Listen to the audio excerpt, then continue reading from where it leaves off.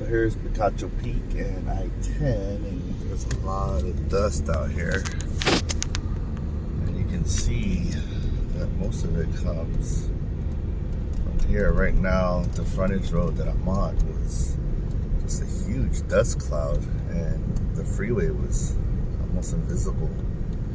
So if there's any accidents today, you will know that it comes from,